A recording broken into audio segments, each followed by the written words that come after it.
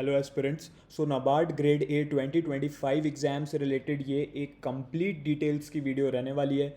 बहुत से डाउट बच्चों के माइंड में रहते हैं, जैसे कि इस एग्ज़ाम के लिए एलिजिबिलिटी क्या है, क्या मैं इस एग्ज़ाम को देने के लिए एलिजिबल हूँ, क्या पोस्ट ग्रेजुएशन भी ज़रूरी है या कोई भी ग्रेजुएट इस एग्ज़ाम को दे सकता है, वैकेंसी कितनी रहेंगी, सिलेबस क्या होता है एग्ज़ाम का, मेरी एज जो है वो एज लिमिट के अंदर है भी या नहीं, मैं किसी स्पेसिफिक कैटेगरी को बिलोंग करता हूँ तो मुझे क्या रिलैक्सेशन मिलेगा एज में, एंड इसी के साथ कैसे इस एग्ज़ाम की तैयारी करनी है, एंड लास्ट में हम लोग वो सीक्रेट्स भी देख लेंगे जिस वजह से स्टूडेंट्स का सिलेक्शन रुक जाता है। तो आपको उन चीज़ों पे भी फोकस करना ज़रूरी रहने वाला है। अगर आप इस एग्ज़ाम को देने के लिए सीरियस हो, अगर आप सच में इस एग्ज़ाम को क्लियर करना चाहते हो, तो इस वीडियो को बिल्कुल एंड तक देखिएगा। आपको कंप्लीट क्लैरिटी मिल जाएगी, सारे के सारे आपके डाउट्स खत्म हो जाएंगे रिगार्डिंग दिस। तो अभी तक आपने स्क्रीन पे देख ही लिया होगा कि सैलरी इसमें कितनी रहने वाली है।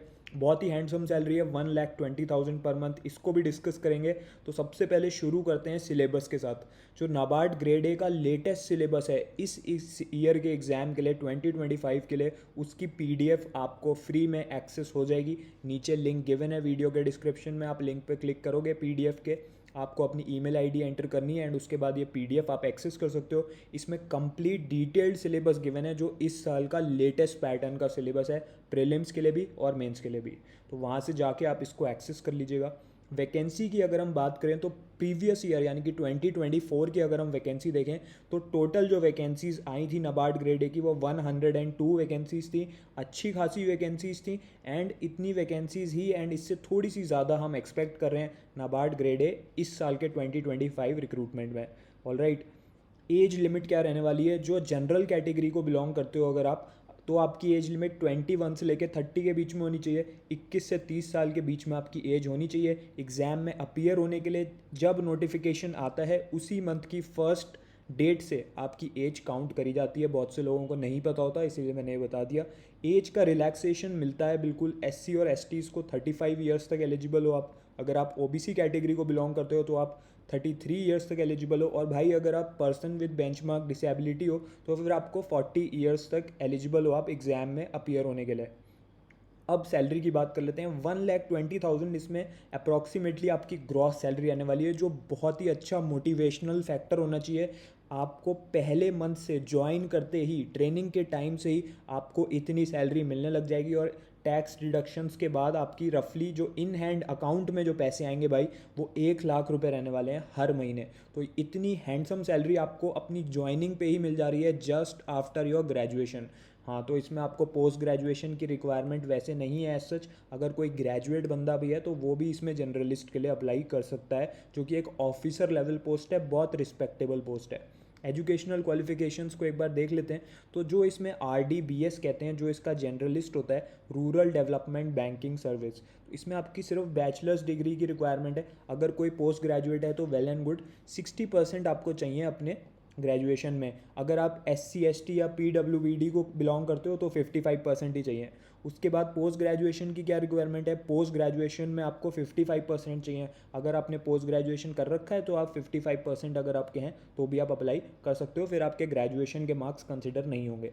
SC ST और PWBD को 50% चाहिए। तो ये तो एकेडमिक क्वालिफिकेशंस की बात हो गई। अगर आप इसमें से किसी स्पेसिफिक स्पेशलाइजेशन में जाओगे तो चार्टर्ड अकाउंटेंट, फाइनेंस या फिर कंप्यूटर या IT या एग्रीकल्चर, इस स्ट्रीम्स के जो स्टूडेंट्स हैं वो अपनी एलिजिबिलिटी देख सकते हैं। यहाँ पे आप चाहो तो इसका स्क्रीनशॉट भी ले सकते हो बाद में डिटेल में इसको रीड करने के लिए। एक इम्पॉर्टेंट चीज़ है, कुछ स्टूडेंट्स के कॉलेजेस में क्या होता है, CGPA सिस्टम चलता है, वहाँ परसेंटेज बताता ही नहीं है। तो मुझे स्टूडेंट्स के मैसेज आते हैं कि सर मैं एलिजिबल हूँ कि नहीं, मुझे कैसे पता चलेगा, मुझे अपनी परसेंटेज ही नहीं पता। तो ये एक टेबल मैं आपको प्रोवाइड कर रहा हूँ, ये ऑफिशियल नाबार्ड का टेबल है। इसके थ्रू आप पता लगा सकते हो कि आपकी जो CGPA है उससे रिलेटेड आपकी कितनी परसेंटेज कैलकुलेट होगी।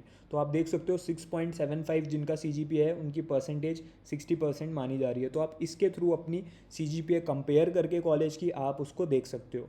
ऑलराइट, कुछ स्टूडेंट पूछ रहे थे कि सर मेरे पास अभी डिग्री नहीं है, मेरे पे मार्कशीट है बट अभी डिग्री मुझे नहीं मिली है। तो कोई इशू नहीं है, आपको बस मार्कशीट की रिक्वायरमेंट होती है, डिग्री आप ज्वाइनिंग के टाइम भी सबमिट कर सकते हो। प्री एग्ज़ाम का क्या पैटर्न रहने वाला है? जनरलिस्ट की हम बात कर रहे हैं, सबसे ज़्यादा वैकेंसीज इसी में आती हैं।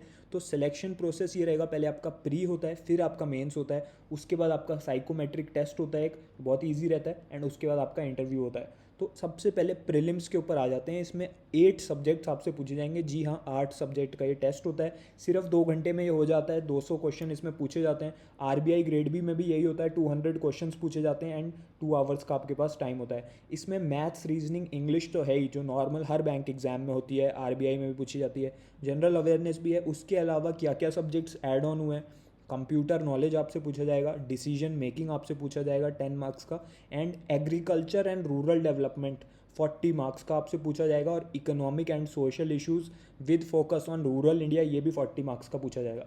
अब इस पेपर में थोड़ी सी डिफरेंट चीज़ें हैं जो आपको पता होनी चाहिए एंड इंपॉर्टेंट है कि कुछ इसमें ऐसे सब्जेक्ट्स हैं जो क्वालिफाइंग नेचर के हैं, यानी कि उनका कट ऑफ से कोई लेना देना नहीं है। आपको सिर्फ उनको क्वालिफाई करना है, उनका ओवरऑल कट ऑफ में या फिर ओवरऑल आपके सिलेक्शन में कोई रोल नहीं है, बस आपको उनको क्लियर कर लेना है। कौन कौन से सब्जेक्ट्स हैं वो शुरू के 5 सब्जेक्ट्स हैं, reasoning, English, computer, quant and decision making. ये जो 5 सब्जेक्ट्स हैं इनमें आपको क्वालिफाई कर लेना है इनको, ठीक है। ये क्वालिफाइंग सेक्शन रहने वाला है। इसके अलावा 3 सब्जेक्ट्स ऐसे हैं जिनके मार्क्स ऐड ऑन होंगे एंड उसके बेसिस पे मेरिट बनेगी कि प्रीलिम्स की मेरिट लिस्ट क्या रही। तो वो कौन कौन से सब्जेक्ट्स हैं, economic and social issues, general awareness हो गया, and agriculture and rural development. ये जो आपके 3 सब्जेक्ट्स हैं टोटल 100 मार्क्स के, इनके बेसिस पे डिसाइड होगा कि कौन से स्टूडेंट्स प्री क्लियर करेंगे, कौन से नहीं करेंगे, ठीक है। आपको सबसे पहले तो ये जो शुरू के 5 सब्जेक्ट्स हैं इनको तो आपको क्लियर कर लेना है, लेकिन इनके मार्क्स ऐड ऑन नहीं होंगे, ठीक है, कट ऑफ के टाइम। तो short listing of the candidate for mains exam will be based on marks scored in merit section only. तो आप चाहो तो इसका प्लीज़ स्क्रीनशॉट ले लो एंड 2 आवर्स के टाइम में ये आपको अटैम्प्ट करना है। हिंदी में भी पूछा जाएगा, इंग्लिश में भी पूछा जाएगा। पूरा का पूरा गेम अगर आप मुझसे पूछो तो स्पीड का होने वाला है। 1 मिनट से भी कम टाइम में आपको क्वेश्चन को रीड करना है, सॉल्व करना है, करेक्ट आंसर को मार्क भी करना है। पूरा ऑनलाइन ये प्रोसेस रहने वाला है एग्जाम का। अभी बात करेंगे आगे चल के कि कैसे तैयारी करनी है ताकि सिलेक्शन भी हो जाए। तो प्री क्लियर करने के बाद आप मेंस देने जाओगे। मेंस में आपके 2 पेपर होंगे, इंग्लिश और इकोनॉमिक एंड सोशल इश्यूज़, ठीक है। इसी में ARD जो होता है, एग्रीकल्चर एंड रूरल डेवलपमेंट, ठीक है, वो भी पेपर 2 में ही इंक्लूडेड होता है। अभी कोई स्टूडेंट कहेगा मैंने तो कभी एग्रीकल्चर पढ़ा ही नहीं है, तो क्या मैं इस एग्ज़ाम को दे सकता हूँ? जी हाँ, इसमें मैंने ऐसे ऐसे स्टूडेंट्स को सिलेक्ट होते हुए देखा है जो इंजीनियरिंग करके आए हुए थे, BCom कर रखा था, BSc कर रखा था, एंड उनका एग्रीकल्चर से कोई दूर दूर का लेना देना नहीं था। बट अभी तैयारी के टाइम पे अगर आपने सही से सही सोर्सेज और सही स्ट्रक्चर के साथ तैयारी कर ली तो आपकी पुरानी बैकग्राउंड और आपकी एजुकेशनल बैकग्राउंड मैटर नहीं करती, ना ही इंटरव्यू राउंड में वो मैटर करने वाला है। तो जो आरबीआई ग्रेड भी है उसमें क्या होता है, इंग्लिश होता है, ESI economic and social issues होता है, और फाइनेंस एंड मैनेजमेंट होता है। बट यहाँ पे क्या है, इंग्लिश है और दूसरे पेपर में 2 सब्जेक्ट उन्होंने साथ में क्लब कर रखे हैं, ईएसआई और ARD, agriculture and rural development, ठीक है। तो ये दोनों सब्जेक्ट आपके प्री में भी पूछे गए थे, ईएसआई भी पूछा गया था और एग्रीकल्चर एंड रूरल भी पूछा गया था 7th और 8th पॉइंट में, आप देख सकते हो, ठीक है। तो इनकी आपकी तैयारी अभी से शुरू हो जानी चाहिए इन सब्जेक्ट्स की। अब इसमें क्या है, जो इकोनॉमिक एंड सोशल इश्यूज़ और ARD है, इसमें आपको डिस्क्रिप्टिव क्वेश्चन भी पूछे जाएंगे एंड आपको ऑब्जेक्टिव भी पूछे जाएंगे। डिस्क्रिप्टिव में आपको अपना आंसर जो है वो टाइप करना पड़ेगा, 400 वर्ड्स का, 600 वर्ड्स का। तो आपको करंट अफेयर्स पता होने चाहिए, इकोनॉमिक एंड सोशल इश्यूज़ के, एग्रीकल्चर से रिलेटेड जो भी गवर्नमेंट की स्कीम्स हैं लेटेस्ट, उनका डेटा, फैक्ट्स, फिगर्स सब कुछ क्लियर होना चाहिए, टिप्स पे होना चाहिए सब कुछ, ठीक है। तो वो भी अभी हम डिस्कस करेंगे कैसे करना है। और जो इंग्लिश का पेपर है वो पूरा डिस्क्रिप्टिव रहने वाला है, कोई MCQ नहीं, इसमें आपको अपने आंसर्स टाइप करने हैं। टोटल जो आपका टाइम है 90 मिनट्स इंग्लिश के लिए है एंड उसके बाद 30 मिनट्स आपका ऑब्जेक्टिव का है और 90 मिनट्स आपका डिस्क्रिप्टिव का है पेपर 2 का। तो ये टोटल आपका रहने वाला है। ये मेंस का पैटर्न है। इसको देने के बाद बहुत ही ईजी होता है प्रोसेस, साइकोमेट्रिक टेस्ट बहुत ईजी होता है एंड इंटरव्यू होता है। ये स्पेशलिस्ट वाले जो स्टूडेंट्स हैं, जो स्पेशलाइजेशन वाले होते हैं किसी पर्टिकुलर स्ट्रीम के, उनका ये रहने वाला है पैटर्न। आप चाहो तो देख सकते हो, काफ़ी सिमिलर है मेंस का, बट यहाँ पे आपकी जो स्ट्रीम जिसके लिए आप अप्लाई करोगे उसके बेसिस पे ये हो जाएगा कंडक्ट सेकंड पेपर। कैसे प्रिपरेशन करनी है 0 लेवल से ताकि हमारा फर्स्ट अटैम्प्ट में नाबार्ड ग्रेड ए में सिलेक्शन हो जाए। आपको उनसे सीखना चाहिए जिन्होंने खुद सिलेक्शन ले रखा है, जो एक्स मैनेजर्स रह चुके हैं।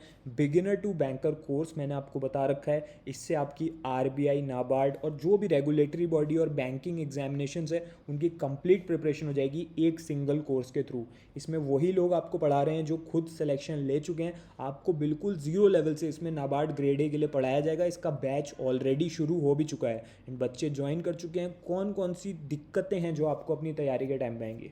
सबसे पहले आप रेड में देख सकते हो कन्फ्यूजन रहता है, कैसे प्रिपेयर करना है, कोई गाइडेंस नहीं मिल पाती। तो इसके अंदर आपको पर्सनल गाइडेंस मिलती है सिलेक्टेड लोगों के थ्रू, टॉपर्स से एंड एक्स मैनेजर से। वो लोग आपको 1-on-1 गाइड करते हैं। जूम पे आपके सेशंस कंडक्ट होते हैं इस कोर्स के अंदर, आपकी 1-on-1 वीडियो कॉल होती है, उसमें वो आपको गाइड करते हैं कि आपकी स्ट्रेंथ्स और वीकनेसेस क्या हैं, कैसे आप उनको इम्प्रूव कर सकते हो एंड एक प्रॉपर टाइम टेबल की तरफ आपको सही पाथ शो करते हैं।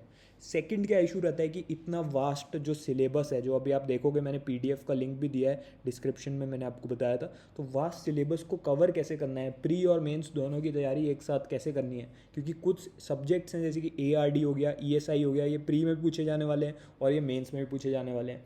तो इसमें आपकी पूरी क्लासेस रहेंगी फेज़ 1 फेज़ 2 दोनों की, एंड इसमें आपको बिल्कुल बेसिक लेवल से पढ़ाया जाएगा, ताकि अगर कोई साइंस बैकग्राउंड का स्टूडेंट है, इंजीनियरिंग बैकग्राउंड का स्टूडेंट है, या फिर वो एग्रीकल्चर एंड इकोनॉमिक्स से रिलेटेड नहीं है उसका बैकग्राउंड, तो वो भी बिल्कुल समझ पाए। बेसिक लेवल से एग्जाम लेवल तक कंप्लीट इसमें प्रिपरेशन कराई जाती है विद बायलिंगुअल क्लासेस। इंग्लिश में भी पढ़ाया जाता है, हिंदी में भी पढ़ाया जाता है। डाउट्स रहते हैं स्टूडेंट के टॉपिक्स में, अलग अलग सब्जेक्ट्स में, तो इसमें आपका जो भी डाउट है आपका उसी समय क्लियर हो जाता है। यही एक प्रॉब्लम है, मैंने आपको बताया था शुरू में, कुछ वजह हैं जिसकी वजह से स्टूडेंट सिलेक्शन नहीं ले पाते, यही वो प्रॉब्लम्स हैं। डाउट्स कभी क्लियर नहीं हो पाते। एग्ज़ाम जब आप देने जाते हो तो आपको लगता है यार इन सब चीज़ों में मुझे डाउट था, कोई मुझे डाउट क्लियर ही नहीं कर पाया मेरा। ठीक है, तो इसमें आपको एक्सपर्ट सपोर्ट मिलता है 24/7। अगर आपको रात के 1 बजे भी आप अगर एग्रीकल्चर पढ़ रहे हो, जॉब से आने के बाद आप पढ़ाई कर रहे हो, एंड रात के 1 बजे भी अगर आपको कोई डाउट है, आप अपना डाउट कोर्स के अंदर पूछ सकते हो। आपको इंस्टेंट रिप्लाईज मिलते हैं एक्सपर्ट्स के थ्रू। प्रैक्टिस कहाँ से करनी है, ये भी एक क्वेश्चन रहता है कुछ स्टूडेंट्स को लगता है हम टेलीग्राम पे जाके फ्री पीडीएफ्स या ऑनलाइन फ्री कंटेंट डाउनलोड करके उससे प्रैक्टिस कर लेंगे, बट वैसे क्वेश्चन एग्जाम में नहीं आते। आपको एग्जैक्ट नाबार्ड लेवल की प्रिपरेशन करनी पड़ेगी, एग्जैक्ट उसी लेवल के क्वेश्चन करने पड़ेंगे प्रैक्टिस जो एग्ज़ाम में पूछे जाने वाले हैं, तभी आपका एग्ज़ाम स्मूथली जाएगा। तो सारा प्रैक्टिस मटेरियल भी इसी कोर्स के अंदर मिल जाएगा, यानी कि अलग से आपको कुछ भी लेने की ज़रूरत नहीं है। प्रीलिम्स के लिए भी नहीं, मेंस के लिए भी नहीं, इंटरव्यू के लिए भी नहीं, सब चीज़ों की कंप्लीट तैयारी इसी में होने वाली है। एंड इसमें आपको बेस्ट बात यही है, वही लोग आपको पढ़ा रहे हैं जो खुद सिलेक्शन ले चुके हैं। इसमें अनलिमिटेड आपको डिस्क्रिप्टिव के मॉक मिलेंगे। जब आप मॉक टेस्ट को अटैम्प्ट करोगे, अपना डिस्क्रिप्टिव आंसर टाइप करोगे, तो इस कोर्स के जो एक्सपर्ट टीचर्स हैं वो आपके आंसर को चेक करके आपको फीडबैक भी देंगे कि भाई तुमने यहाँ पे गलतियाँ करी हैं एंड ऐसे आपको अपना आंसर इंप्रूव करना चाहिए। तो जब आपको प्रॉपर फीडबैक मिलेगा, सही मेंटोरशिप मिलेगी, सही गाइडेंस मिलेगी रेगुलर बेसिस पे, तब आप इम्प्रूव करोगे एंड आप एक प्रॉपर टाइम टेबल फॉलो करोगे, क्योंकि आपको सेल्फ अकाउंटेबिलिटी आ जाएगी कि जब मेरा नेक्स्ट सेशन होगा, नेक्स्ट वीडियो कॉल होगी, तब मुझे बताना भी तो है कि मैंने ये चीज़ें कर ली हैं। तो जब आपके अंदर एक अकाउंटेबिलिटी होती है, आप किसी को रिपोर्ट करते हो अपने से ऊपर, तो आप अपने आप आपकी प्रिपरेशन ट्रैक पे रहती है। वरना हम रैंडम तरीके से तैयारी करते हैं तो क्या होता है, हम लोग थोड़े दिन तैयारी करते हैं फिर हम लोग छोड़ देते हैं। ऐसे नहीं, हम एक स्ट्रक्चर फॉलो करेंगे। इस कोर्स में आपको वो स्ट्रक्चर मिल जाएगा जिसकी आपको सीरियसली नीड है अगर आप सिलेक्शन लेना चाहते हो तो। इस कोर्स के 2 प्लान्स हैं, प्लान 1 प्लान 2। दोनों कोर्स सेम रहने वाले हैं, बस ये डिफरेंस है कि प्लान 2 में आपको घर पे बुक्स भी डिलीवर होती हैं। प्लान 1 जो है वो कम्प्लीटली ऑनलाइन है, इसकी क्लासेस, इसका स्टडी मटेरियल, इसके मॉक टेस्ट सब कुछ ऑनलाइन है। प्लान 2 में प्लान 1 के साथ साथ आपको बुक्स घर पे डिलीवर हो जाएंगी फेज़ 2 के लिए। ठीक है, तो ये 2 प्लान्स रहने वाले हैं। मैं आपको रिकमेंड करूँगा आप कोई भी प्लान ले लो, दोनों प्लान्स बेस्ट हैं। बहुत से स्टूडेंट्स प्लान 1 फॉलो करके भी सिलेक्शन ले चुके हैं। ठीक है, कैसे ज्वाइन करना है इस कोर्स का लिंक मैंने अगर आपको बताया नहीं अभी तक, तो नीचे डिस्क्रिप्शन में गिवन है इस वीडियो के। लिमिटेड सीट्स इसमें रहती हैं, क्योंकि जो लोग आपको गाइड कर रहे हैं, जिनके साथ आपकी पर्सनल गाइडेंस चल रही है, वो लिमिटेड बच्चों को ही गाइड कर सकते हैं। हज़ारों स्टूडेंट्स इसको ज्वाइन नहीं कर सकते। इसमें लिमिटेड सीट्स रहती हैं, क्योंकि हमें क्रीम मेंटेन करनी होती है स्टूडेंट्स की, ताकि बेस्ट स्टूडेंट्स को बेस्ट गाइडेंस मिले एंड वो अपने फर्स्ट अटैम्प्ट में सिलेक्शन ले पाएँ।